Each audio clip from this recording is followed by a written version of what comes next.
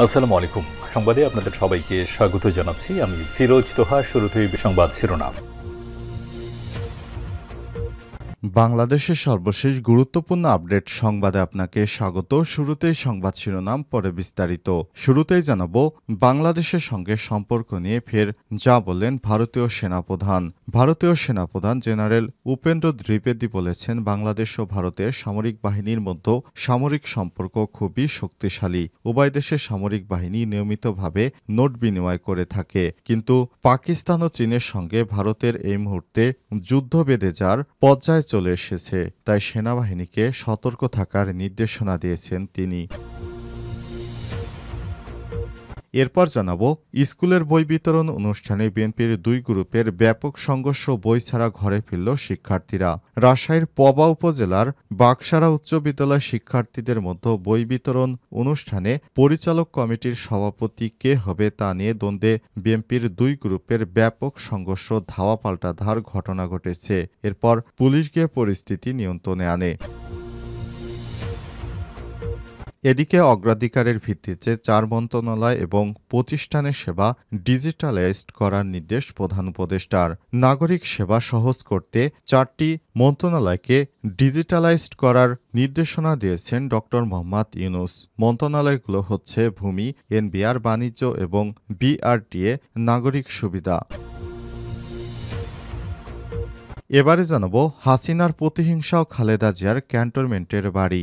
বাংলাদেশের স্বাধীনতার ঘোষক রাষ্ট্রপতি জিয়াউর রহমানের মৃত্যুর পর দেখা গেল তিনি তার নাবালক 2 সন্তান তারেক রহমান ও আরাফাত রহমান কোকো এবং সদ্য বিধবা স্ত্রী খালেদা জিয়ার জন্য স্থাবর অস্থাবর সম্পত্তি কিছুই রেখে যাননি। তখন ঢাকার অভিজাত এলাকা ধানমন্ডি, গুলশান, বনানীতে বিহারীদের অনেক পরিত্যক্ত বাড়ি প্লট ছিল। সেখান থেকে একটি বাড়ি খালেদা জিয়ার নামে দেয়া হয়। তবে সেই ক্যান্টনমেন্টের বাড়িটি শেখ হাসিনা ক্ষমতায় আসার পর খালেদা জিয়ার কাছ থেকে জোর করে তার সেই বাড়িটি নিয়ে যাওয়া হয় এবং খালেদা জিয়াকে বের করে দেয়া হয়। এ বিষয়ে গুরুত্বপূর্ণ সংবাদ জানাবো, সঙ্গেই থাকুন।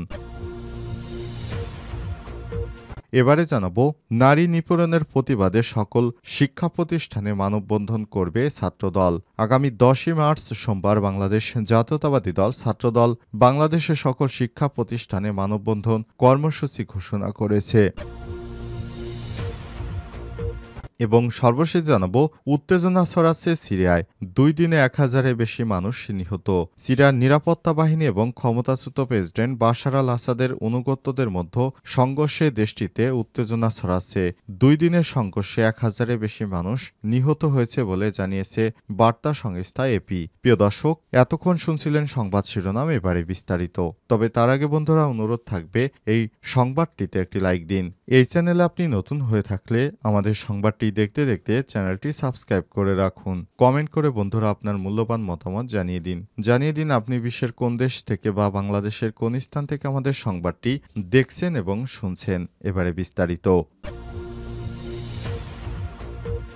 বাংলাদেশের সঙ্গে সম্পর্ক নিয়ে ফের যা বলেন ভারতীয় সেনাপ্রধান। ভারতীয় সেনাপ্রধান জেনারেল উপেন্দ্র দ্বিবেদী বলেছেন, বাংলাদেশ ও ভারতের সামরিক বাহিনীর মধ্যে সামরিক সম্পর্ক খুবই শক্তিশালী এবং উভয় দেশের সামরিক বাহিনী নিয়মিতভাবে নোট বিনিময় করে থাকে। শনিবার ভারতীয় সংবাদ মাধ্যম ইন্ডিয়া টুডের এক অনুষ্ঠানে ইন্ডিয়া টুডে কনক্লেভে এই কথা বলেছেন। এ সময় উপেন্দ্র দ্বিবেদী চীন পাকিস্তানের দিকে ইঙ্গিত করে বলেছেন, দুই দেশের মধ্যে উচ্চমাত্রার সহযোগিতা আছে যা আমাদের মেনে নিতে হবে। যা আমার কাছে অর্থবহ তা হলো দ্বিমুখী হুমকির বাস্তবতা। যে কোনো সময় আমাদের ভারত এবং চীন ও ভারত পাকিস্তানের সঙ্গে যুদ্ধ লেগে যেতে পারে। জেনারেল দ্বিবেদী ভারতীয় সেনাবাহিনীর ভবিষ্যৎ প্রস্তুতি ও চলমান সংঘাত থেকে অর্জিত অভিজ্ঞতা, বাংলাদেশ পরিস্থিতি এবং প্রকৃত নিয়ন্ত্রণ রেখা এলএসি ও নিয়ন্ত্রণ রেখা এলওসি নিয়ে বিস্তৃত আলোচনা করেছেন। তিনি বলেন, আপনি যে দ্বিতীয় বিষয়টি উপস্থাপন করেছেন তা হলো আমাদের পশ্চিম প্রতিবেশী বাংলাদেশের মধ্যকার সম্পর্ক বাংলাদেশের মধ্যে ক্রমবর্ধমান ঘনিষ্ঠতা নিয়ে এক প্রশ্নের উত্তরে তিনি বলেছেন, আমার দৃষ্টিতে যেহেতু আমি বলেছি যে সন্ত্রাসবাদের কেন্দ্রবিন্দু একটা নির্দিষ্ট দেশ, সে দেশ যদি আমার কোনো প্রতিবেশীর সঙ্গে সম্পর্ক স্থাপন করে তাহলে উদ্বিগ্ন হওয়া স্বাভাবিক, কারণ আমার প্রধান উদ্বিগ্ন হলো সেই দেশের মাধ্যমে সন্ত্রাসবাদের পথ ব্যবহার করা হতে পারে। বাংলাদেশ ভারত প্রসঙ্গে মন্তব্য করতে গিয়ে জেনারেল দ্বিবেদী আরও বলেন, ঢাকায় সরকার পরিবর্তনের ফলে ভারত বাংলাদেশ সম্পর্ক পরিবর্তিত হতে পারে, তাই এই বিষয়ে সিদ্ধান্ত নেওয়ার জন্য এখনো খুব তাড়াতাড়ি হয়ে যায়। এ বিষয়ে জেনারেল দ্বিবেদী আরও বলেছেন, আমি স্পষ্ট করে বলতে পারি বর্তমান দুই দেশের সেনাবাহিনীর সম্পর্ক অত্যন্ত দৃঢ়। আমরা নিয়মিত তথ্য আদান প্রদান করছি যাতে কোনো ভুল বোঝাবুঝির সুযোগ না থাকে। ভারতীয় সেনাবাহিনী প্রধান বলেন, পাকিস্তান চীন সম্পর্কে কিভাবে দেখে এমন প্রশ্নের জবাবে তিনি বলেন, আমাদের স্পষ্টভাবে বুঝতে হবে যে দুই দেশের মধ্যে উচ্চমাত্রার সহযোগিতা রয়েছে যা আমাদের মেনে নেওয়া উচিত। ভার্চুয়াল ক্ষেত্রে প্রায় শতভাগ, আর বাস্তবতার ক্ষেত্রে পাকিস্তানের অধিকাংশ সামরিক সরঞ্জাম চীনের তৈরি। অতএব এই সহযোগিতা এবং পরিস্থিতি আমাদের সামনে বিদ্যমান। এর অর্থ আমাদের দৃষ্টি দ্বিমুখী হুমকির বাস্তবতা, অর্থাৎ দুই দেশ থেকেই ভারতের উপর চাপ রয়েছে, বিষয়টি তিনি জানিয়েছেন। স্কুলের বই বিতরণ অনুষ্ঠানে বিএনপির দুই গ্রুপের সংঘর্ষ, বই ছাড়া ঘরে ফিরল শিক্ষার্থীরা। রাজশাহীর পবা উপজেলার বাকসারা উচ্চ বিদ্যালয়ের শিক্ষার্থীদের মধ্যে বই বিতরণ অনুষ্ঠানে পরিচালনা কমিটির সভাপতি পদকে কেন্দ্র করে বিএনপির দুই গ্রুপের মধ্যে ব্যাপক সংঘর্ষের ঘটনা ঘটেছে। এ সংঘর্ষের ফলে শিক্ষার্থীরা বই না নিয়ে ঘরে ফিরে যেতে বাধ্য হয়েছে। বিএনপির নেতারা তাদের পদ বাগাবাগি নিয়ে বই দেয়াকে কেন্দ্র করে বা ছবি তোলা ইত্যাদি বিষয়কে সামনে এনে তুচ্ছ ঘটনার কারণে বিষয়গুলো নিয়ে ব্যাপক সংঘর্ষে লিপ্ত হয়ে পড়ে। এক পক্ষ বলে তারা বই দিয়ে ক্যামেরার সামনে এসে নিজেদেরকে জাহির করবে, অন্যপক্ষ সেভাবে কথাগুলো বলে। এরপর এই বিষয়টি নিয়ে দুই গ্রুপের মধ্যে প্রথমে কথা কাটাকাটি, এরপর সংঘর্ষের ঘটনা ঘটে। আর এই সংঘর্ষ শেষ পর্যন্ত ব্যাপক হারে ছড়িয়ে পড়ে আশপাশের এলাকায়। এতে শিক্ষার্থীরা বাধ্য হয়ে বই না নিয়ে স্কুল থেকে ফিরে গেছে বাসায়। এ বিষয়ে বিএনপির নীতি নির্ধারকদের সঙ্গে কথা বলে জানা গেছে, তারা জানিয়েছে যে তুচ্ছ ঘটনাকে কেন্দ্র করে দুই গ্রুপের মধ্যে সংঘর্ষের ঘটনা ঘটেছে। এ নিয়ে তারা অভ্যন্তরীণভাবে তদন্ত করছে। তদন্ত প্রক্রিয়া শেষ হলে তারা জানাতে পারবে আসলে বিষয়টি কি হয়েছে। পুলিশ বলছে এলাকায় অতিরিক্ত পুলিশ মোতায়েন করা হয়েছে, পরিস্থিতি এখন শান্ত রয়েছে।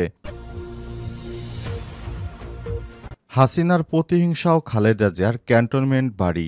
বাংলাদেশের স্বাধীনতার ঘোষক রাষ্ট্রপতি জিয়াউর রহমানের একটি বাড়ি ছিল ক্যান্টনমেন্টে। সেই বাড়ি থেকে ১১টার সময় বিএনপি চেয়ারপারসন বেগম খালেদা জিয়াকে জোর করে তার বাসা থেকে বের করে দেয়া হয়েছিল। জিয়াউর রহমানের স্মৃতি বলতে বেগম খালেদা জিয়ার কাছে তখন ছিল শুধুমাত্র তার সেই বাড়িটি, কিন্তু শেখ হাসিনার প্রতিহিংসার কারণে তাকে সেই বাড়ি থেকে বের করে দিয়েছিল শেখ হাসিনা। শেখ হাসিনার প্রতিহিংসার কারণে সেদিন খালেদা জিয়া রাজনীতির ময়দানে চোখের পানি ছেড়ে বলেছিলেন, আমার কাছ থেকে আমার স্বামীর শেষ সম্বল তার দেওয়া বাড়িটা শেখ হাসিনা কিভাবে আমাকে আমার নিজের বাড়ি থেকে বের করে দিচ্ছে, আল্লাহ এটা সইবে না। এই বিষয়টি তখন ২১শে টেলিভিশন প্রচার করেছিল। এরপর অনেক মাশুল দিতে হয়েছিল এই টেলিভিশনকে।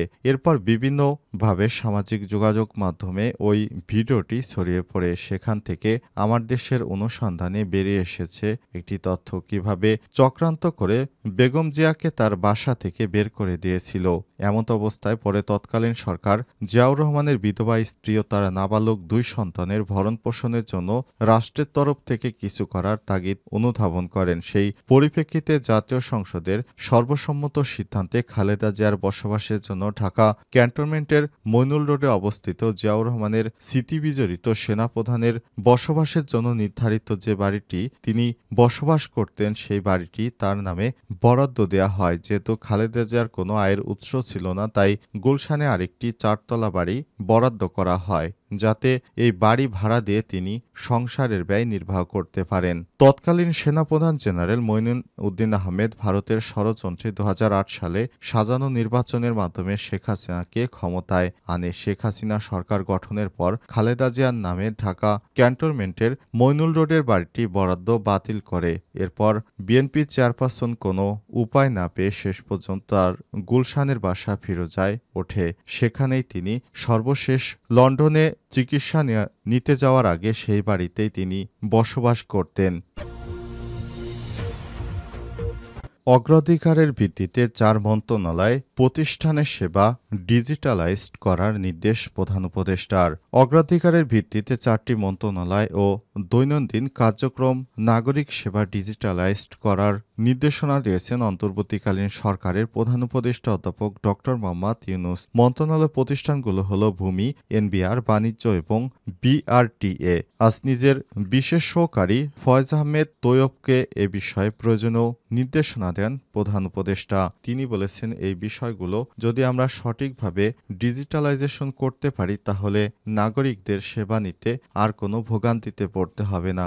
বিশেষ করে ভূমির বিষয়টি অত্যন্ত গুরুত্বপূর্ণ, কারণ ভূমির বিষয়টি হচ্ছে এমন যে যেখানে সাধারণ মানুষেরা জমি সংক্রান্ত কোনো নথিপত্র বা কাগজপত্র ইত্যাদি জোগাড় করতে গেলে বা যে কোনো একটি কাজ করতে গেলে তাদেরকে দিনের পর দিন কোর্ট কাছারির বারান্দায় দৌড়াতে হয়। বিষয়টি অনুধাবন করেই প্রধান উপদেষ্টা এই সিদ্ধান্ত গ্রহণ করেছেন।